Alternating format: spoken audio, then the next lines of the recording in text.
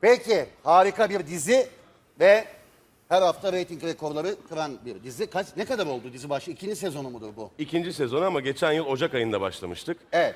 Yani daha önce başlayacaktık ama problemler oldu, rüzgar, hava şartları bunlar bizi etkiledi. Şimdi 37. bölümü yayınladık. Evet. Ama biz 40'ı çekiyoruz, 41'i Birinci çekiyoruz. sezonda Haçlıları hallettiniz. Şimdi Moğol derdi Şimdi var. Moğollara Onlarla geldik.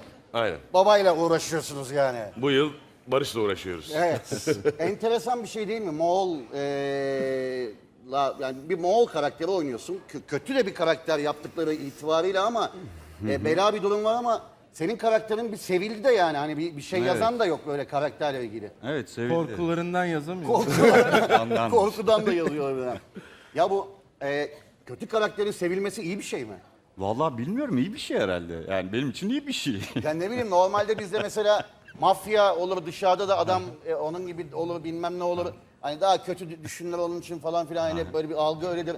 Senin gerçekten herhalde kattıklarınla, oyunculuğunla o iş başka bir yere geldi. Bilemiyorum, ben oynamaktan çok keyif alıyorum. Çok sevdiğim bir rol. Seyirci de çok sevdi. Bakalım, bilmiyorum. Diriliş Ertuğrul'u izliyor musunuz arkadaşlar? Evet.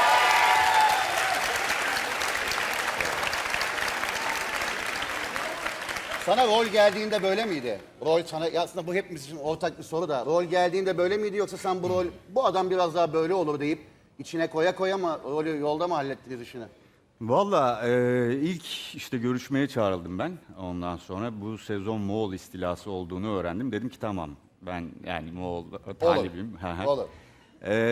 İşte çalışmalar başladı Temmuz'un 10'u gibi. Yaklaşık 2 ay falan bir eğitime girdik. Orada işte her gün sabah 8'de 9'da çiftliğe gidildi. İşte attı, kılıçtı, kalkandı, dövüştü falan filan. O var, dil var. Dilde evet. bir enteresan dil. O dili de öğrenmek lazım yani tabii. Orada bir insanlıktan çıkıyorsunuz Evet, zaten. Rol de kendi kendine geldi böyle. Geldi. Aslında çok da üretken rol yani. Dişi bir rol yani böyle. Çok güzel bir rol. Oynaması çok keyifli bir rol. Evet. Evet. Babacığım Gündoğdu karakteri değil mi? Gündoğdu karakteri yani ben bu izlerken yani çok net yani ara sıra izlediğim için soruyorum. Orasını daha net anlıyorum. Burasını daha net anlayabiliyorum ama Gündoğdu tam nerede duruyor? Yani ne yapmaya çalışıyor, ne oluyor diye Tam da ortada kalıyor. ortada kalıyor. Yani ortada kalıyor derken Moğol tarafında olmasıyla ilgili değil. Ama politik olarak da varlığını sürdürmeye çalıştığı için kardeşi kadar da atılgan bir karakter değil. Değil. Biraz daha durgun, biraz daha soğukkanlı olmaya çalışıyor. Ama onun da Türk damarı var, onun da azdığı zamanlar var. O yüzden biraz daha ortada kalıyor diyebiliriz. Abi yazan için ne kadar dertli bir iş Çok ya. zor iş. Çok. Yani bir taraftan tarihi çok iyi biliyor olman lazım. Bir taraftan her tarihsel şeyi koyamazsın içine. Yani bir taraftan izlensin diye süslemen lazım. Entrika koyman lazım. Entrika koyarken eleştirilere Açık abi, çok zor iş falan gerçekten. yani hani. Ve baktığın zaman dönem itibariyle çok büyük kaynaklar da yok elinde. Yani 10-15 sayfayı geçen yazılı kaynak yok aslında. Onun dışında diğer kaynakların hepsi aslında tartışılan kaynaklar. Evet. Yani hani gerçekten öyle mi olmuş çok da bilmiyoruz. Hani bir kaynak öyle söylüyor, bir kaynak başka bir türlü söylüyor. Genel bir akış var, genel bir kronoloji var. Ama onun dışında Ortalamasını alıp. evet, onun dışında tamamen aslında o kronolojiye uyan bir hayal gücü de gerektiriyor aslında Evet, yazmak. doğru. Sen ama bu işe girerken bir oturtmuş tabii bir korkudan bir tarih canım. kitapları açılmıştır. Tabii Bir ne oluyor ne bitiyor. Çünkü Osmanlı'nın bir beylik başka bir dönemi yani. Aynen Hani öyle. ilk dönemi. Ben Hacivat Karagöz'ü izleyen var mıydı aranızda? Çok güzel. Evet. Bir kısmını ayıp olmasın diye alkışlıyorlar diye kabul etsek bir kısım şeydir yani. Kabul. Ben çok severim o işi. Hacivat Bende çok Karagöz. ayrı bir yeri Aynen. vardır o işin. Bence de güzel işte. Çok güzel bir işti. Gerçekten izlemeyen varsa DVD'sini falan bulursanız alın izleyin. Gerçekten çok yani Ezel Akay'ın önemli işlerinden bir tanesi de ama ya bir taraftan da çok keyifli yani tarih dizisi işine yani bir heyecanlanır insan teklif geldiğinde.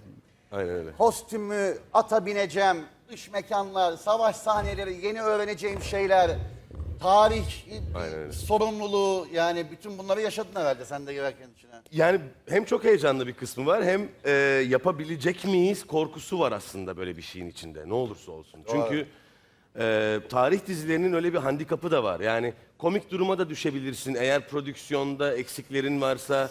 Yani kostümün böyle gerçekten üzerine hani amcandan kalmış gibi durursa. Yani tarih kıyafeti dediğin zaman böyle hani o kumaşlar çok ilginç kumaşlar, perdelik kumaşı giymiş gibi de durabilirsin üstüne. Kesinlikle. Böyle çok tetik bir Evet, iş yani. Çok doğru. zor bir iş.